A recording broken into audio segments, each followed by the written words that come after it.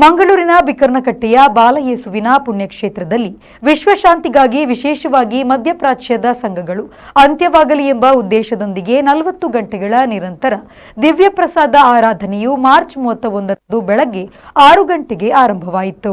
ಕಳೆದ 16 ವರ್ಷಗಳಿಂದ ಈ ಆಧ್ಯಾತ್ಮಿಕ ಸಂಪ್ರದಾಯವನ್ನು ನಡೆಸಿಕೊಂಡು ಬರಲಾಗುತ್ತಿದ್ದು, ಸಾವಿರಾರು ಭಕ್ತಾದಿಗಳು ಇದರಲ್ಲಿ ಭಕ್ತಿಯಿಂದ ಪಾಲ್ಗೊಳ್ಳುತ್ತಿದ್ದಾರೆ.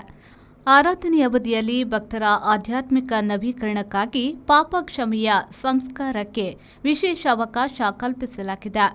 ಸೈಂಟ್ ಜೋಸೆಫ್ ಆಶ್ರಮದ ಸುಪೀರಿಯರ್ ವಂದನೀಯ ಮೆಲ್ವಿನ್ ಡಿಕುನ್ ಅವರ ನೇತೃತ್ವದಲ್ಲಿ ನಡೆದ ಪವಿತ್ರ ಬಲಿಪೂಜೆಯೊಂದಿಗೆ ಈ ಕಾರ್ಯಕ್ರಮಕ್ಕೆ ಚಾಲನೆ ದೊರೆಯಿತು. ಈ ಸಂದರ್ಭದಲ್ಲಿ ಪ್ರಬೋಧನೆ ನೀಡಿದ ವಂದನೀಯ ಜಾನ್ ಪಿಂಟೋ ಅವರು ಬೈಬಲ್ನಲ್ಲಿ 40 ಎಂಬ ಸಂಖ್ಯೆಯ ಮಹತ್ವವನ್ನು ವಿವರಿಸುತ್ತಾ, ಇದು ಇಸ್ರೇಲಿಗರು ಮರುಭೂಮಿಯಲ್ಲಿ ಕಳೆದ 40 ವರ್ಷಗಳು ಮತ್ತು ಯೇಸು ಸ್ವಾಮಿ ತಮ್ಮ ಸಾರ್ವಜನಿಕ ಸೇವೆಯ ಮೊದಲು ಕೈಗೊಂಡ 40 ದಿನಗಳ ಉಪವಾಸವನ್ನು ಸಂಕೇತಿಸುತ್ತದೆ ಎಂದು ತಿಳಿಸಿದರು.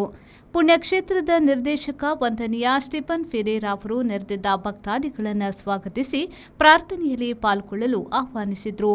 ಈ ಭಕ್ತಿಯ ಪಯಣದಲ್ಲಿ ವಿವಿಧ ತಂಡಗಳು ಪ್ರಾರ್ಥನಾ ವಿಧಿಗಳನ್ನು ಮುನ್ನಡೆಸುತ್ತಿದ್ದು, ಬಜೋಡಿಯ ಇನ್ಫೆಂಟ್ ಮೇರಿ ಚರ್ಚಿನ ಭಕ್ತರು, ಸೆಕ್ಯುಲರ್ ಕಾರ್ಮೆಲೈಟ್ಸ್ ಮತ್ತು ಬೆಥನಿ ಭಗಿನಿಯರು ಇದರಲ್ಲಿ ಸಕ್ರಿಯರಾಗಿದ್ದಾರೆ. ಧರ್ಮ ಪ್ರಾಂತ್ಯದ ಮಕ್ಕಳ ವರ್ಷದ ಅಂಗವಾಗಿ ಮಕ್ಕಳಿಗಾಗಿಯೇ ಮೀಸಲಾದ 1 ಗಂಟೆಯ ವಿಶೇಷ ಆರಾಧನೆಯು ಗಮನ ಸೆಳೆಯಿತು.